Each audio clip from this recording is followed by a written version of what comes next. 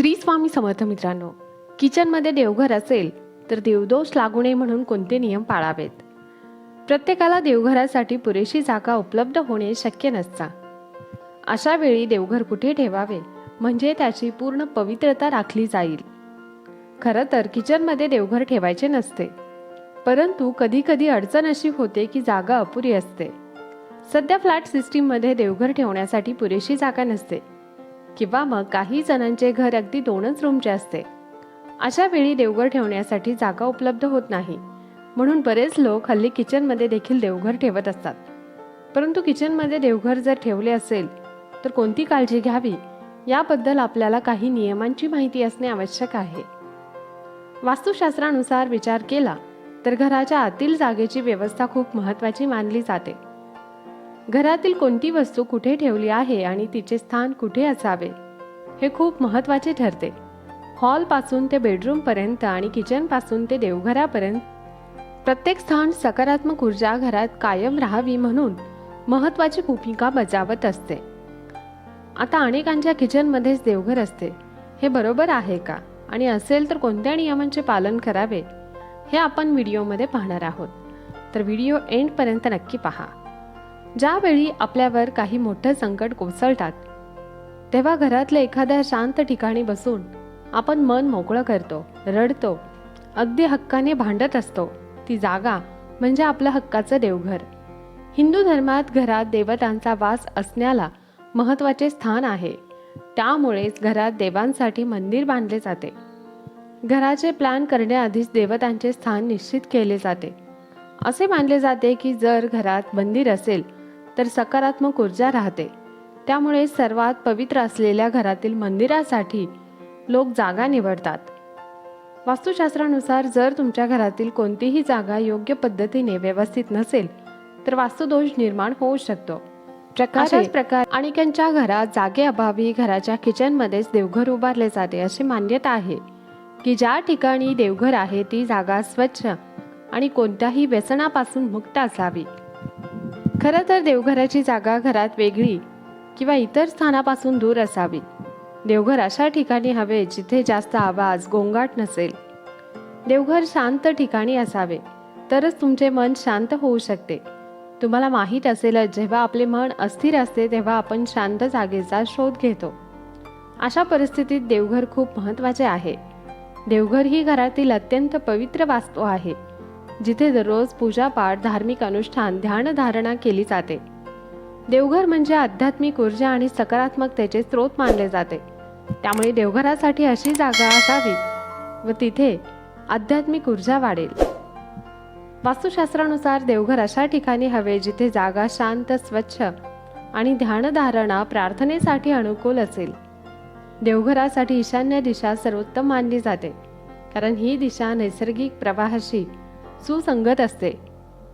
सध्याच्या सिस्टीमनुसार घरात अनेक जण देवघर वेगळ्या रूममध्ये बांधतात.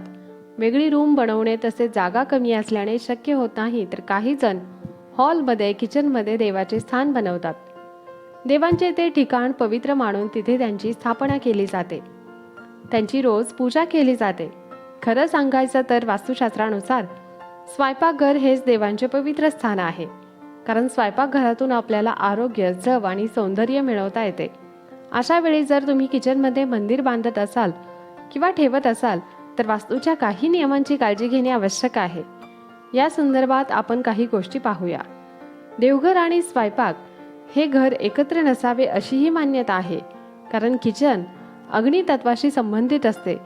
देवघरातील सकारात्मक ऊर्जा बाधित होऊ शकते. देवघर म्हणजे शांतता तर किचन म्हणजे अग्नी. हे दोन्ही विरोधाभास आहेत, ते तर आपल्याला माहीतच असेल. याशिवाय पूजेचे स्थान किचनपासून वेगळे ठेवणे आवश्यक आहे, कारण किचनमध्ये स्वयंपाकाच्या प्रक्रियेतील गोंधळामुळे पूजेची पवित्रता प्रभावित होऊ शकते. स्वयंपाकघर हे घरातील एक असे स्थान आहे जिथे अन्न तयार केले जाते. त्यासाठी विविध पदार्थ वापरले जातात. काही ना काही सतत शिजवले जाते. तसेच काही घरात मांसाहार देखील केला जातो. यामुळे किचनमध्ये अशुद्धता राहू शकते किंवा त्याचा परिणाम थेट देवघरातील ऊर्जेवर होऊ शकतो. किचनमध्ये सर्व प्रकारचे अन्न बनवले जाते. जर त्या ठिकाणी पूजेचे स्थान असेल तर मंदिराच्या पवित्रतेवर याचा परिणाम होऊ शकतो. किचन आणि पूजेच्या स्थानामध्ये सामंजस्य राखण्यासाठी दोन्ही एकत्र ठेवू नये असेही सांगितले जाते. स्वयंपाकघरातल्या मंदिराचा रंग कोणता असावा? जर तुम्ही किचनमध्ये मंदिर बांधत असाल किंवा ठेवत असाल तर त्याचा रंग लाल असावा, हे लक्षात ठेवा. हिंदू धर्मामध्ये लाल रंग सर्वात पवित्र मानला जातो, कारण हा रंग अग्नितत्वाचा आहे. त्यामुळे स्वयंपाकघराचा रंगही लाल असेल तर वास्तूनुसार चांगला मानला जातो. किचनमध्ये मंदिर असेल तर त्याचा रंग लाल ठेवा. लाल रंग ठेवायचा नसेल तर पांढरा किंवा मग चांदी, पिवळा, तपकिरी रंगही शुभ आहे. स्वयंपाकघरातील मंदिराची दिशा. जर तुम्ही स्वयंपाकघरात मंदिर बांधत असाल तर त्याची दिशा ईशान्येकडे ठेवावी. या दिशेमध्ये शुभ प्रभाव पडतो आणि यामुळे चांगली सकारात्मक ऊर्जा देखील मिळते. वास्तूनुसार या दिशेला मंदिर बांधल्यास सौभाग्य आणि लाभ मिळतो. स्वयंपाकघरात बांधलेल्या मंदिरात कोणते देव ठेवावेत? स्वयंपाकघरात बांधलेल्या मंदिरात कधीही शिवाचे फोटो किंवा शिवलिंग ठेवू नये. लोक शिवजींचे पूजन जसेच्या तसे करू शकत नाहीत. अशा वेळी भगवान श्रीकृष्ण, अन्नपूर्णा माता, श्री गणेशजी यांची मूर्ती ठेवावी. स्वयंपाकघरात बसलेल्या लक्ष्मी मातेची मूर्ती देखील आपण ठेवू शकता. देवघरामध्ये या गोष्टी ठेवू नका. अनेकदा आपण देवघर अगदी टापटीप सुंदर ठेवतो, पूजा अर्चा सर्व काही अगदी व्यवस्थित करतो, पण देवघराच्या वरती आपला खूप पसारा असतो, मोठी अडगळ करून ठेवतो.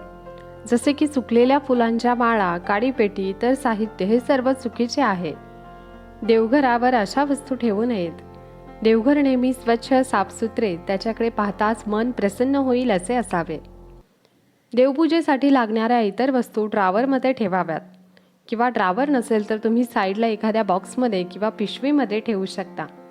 अशा वस्तू देवघरामध्ये मुळीच ठेवू नयेत. या वस्तूंमुळे उगीच पसारा होतो, अडगळ निर्माण होते आणि कुठेतरी त्यामुळे आपलं मन देखील प्रसन्न होत नाही. प्राचीन मूर्तींचे भग्न अवशेष देखील ठेवू नयेत. जास्त फोटो, जास्त मूर्ती किंवा एकाच देवाचे डबल फोटो किंवा मूर्ती असू नयेत. अनेकदा गणपतीच्या आपल्याकडे अनेक मूर्ती असतात, कारण अनेक जण आपल्याला गणपती भेट म्हणून देखील देतात. तुम्ही सर्व मूर्ती देवघरात ठेवू नका. काही मूर्ती तुम्ही वेगळ्या जागेवर ठेवा. तुम्ही अशा गिफ्ट मिळालेल्या मूर्ती हॉलमध्ये देखील ठेवू शकता. दिवाळीसाठी पूजन केलेली लक्ष्मी मातेची मूर्ती देखील तुम्ही हॉलमध्ये ठेवू शकता. एकापेक्षा जास्त मूर्ती देवघरामध्ये असतील तर असं म्हटलं जातं की त्यातील एकही मूर्ती काम करत नाही. त्यामुळे एका देवाची एकच मूर्ती देवघरामध्ये असावी. किचन आणि देवघर एकत्र ठेवले तर पूजा करताना अडथळा येऊ शकतो. किचन हे एक असे स्थान आहे जे नेहमी क्रियाशील असते. तिथे काही ना काही सुरू असते. पूजा करताना शांत वातावरणाची आवश्यकता असते.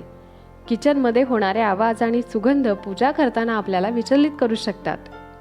त्यामुळे वास्तुशास्त्रानुसार किचनमध्ये ऊर्जेचा प्रवाह गतिशील असतो. तिथे सतत हालचाल होत असते. देवघरासाठी महत्त्वपूर्ण असणारी शांतता आणि सकारात्मक ऊर्जा त्यामुळे बाधित होऊ शकते. त्यामुळे किचन आणि देवघर एकत्र ठेवू नये. काही कारणांमुळे देवघर जर किचनमध्ये असेल तर वास्तुशास्त्रानुसार ते योग्य नाही. असं केल्याने मंदिराची पवित्रता बाधित होऊ शकते.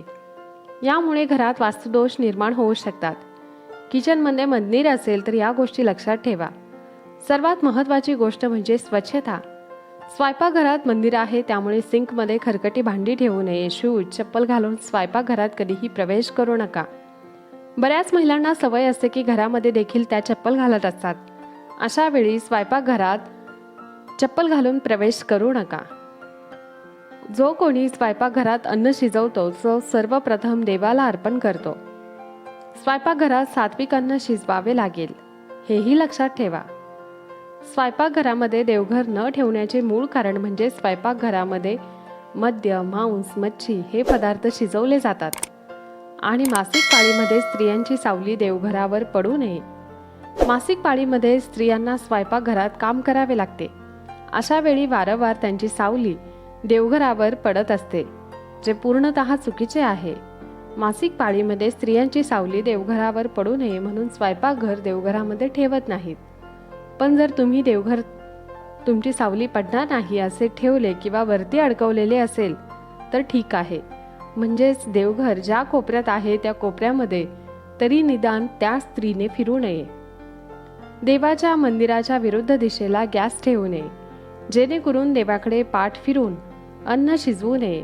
पूर्वीपासूनच आपण ऐकत आलो आहे की देवाकडे पाठ फिरवून बसू नये. अगदी त्याचप्रमाणे देवाकडे पाठ फिरून अन्न देखील शिजवू नये.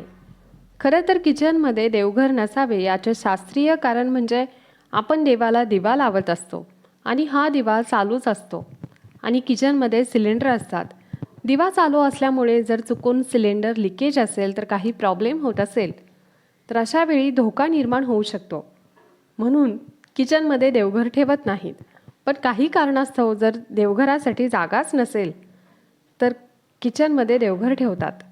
पण वेळोवेळी या गोष्टींची देखील काळजी घेतली गेली पाहिजे की किचनमध्ये देवघर आहे, गॅस अथवा सिलेंडरची पाईप सर्व काही व्यवस्थित आहे. तसेच किचनमध्ये फक्त सात्विक अन्न शिजवलं गेलं पाहिजे.